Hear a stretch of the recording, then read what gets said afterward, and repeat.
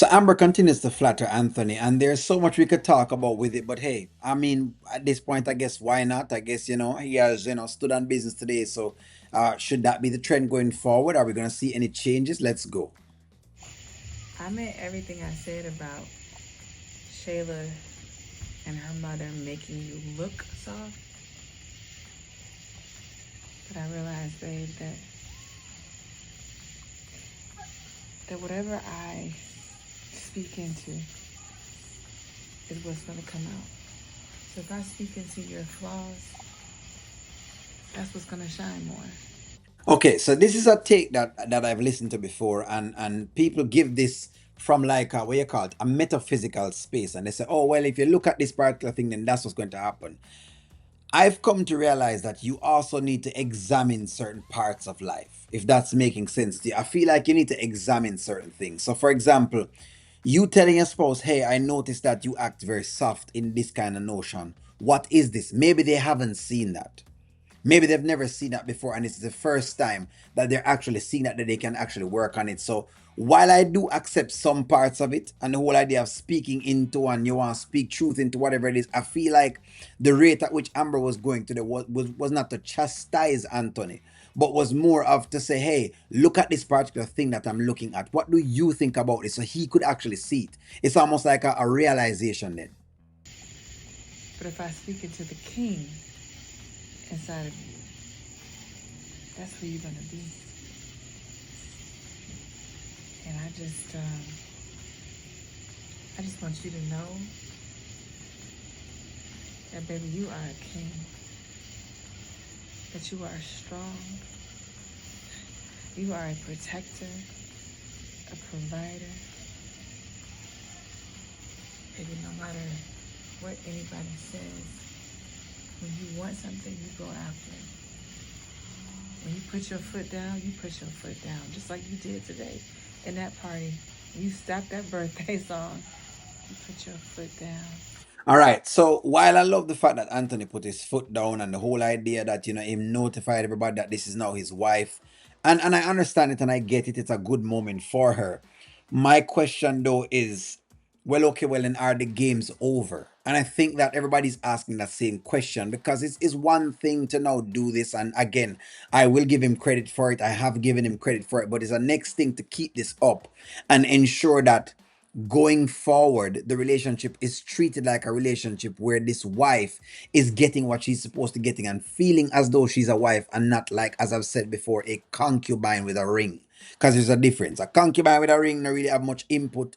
She just told to sit in a corner and you buy her as much things as you can possibly buy her and she just gets the things, so she doesn't really care. A wife though tends to have some level of input. She tends to feel where you call it, she feels good about the mere fact that she can suggest things and can she gets her strength from that. That's my only take on that. Baby, you are a lion in the jungle.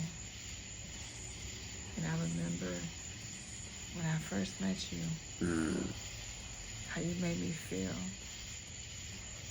so protected, so loved for. And when you're not around, baby, I'm vulnerable. That's how much I need you. So I want you to know that I love you. I got your back, and I'm here for you. All right. So while I like the lines again, and I love the lines that she's giving him, again, I maybe O'Neill is viewing this from a different level, because saying when he's not around, she's vulnerable. Is it the God in him? You know what I mean? Because I can understand that if you want to say it's the God in him, but again, it is tough to give a man that much power, if that makes sense. Because I feel like if you're saying you're seeing the God force within Anthony, and the God force in Anthony is the protective guide and whatever else it is. But if it's just Anthony's earthly material physical form, then in that retrospect, I don't know if that's what you want to be, hanging your hat on or pretty much putting all of your faith in, if that makes sense to you guys. And I can get this as not too metaphysical, but enough. And I believe in you, and I trust you.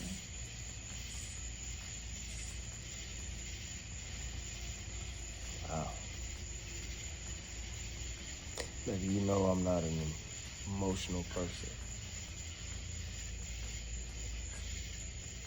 But that what you just did,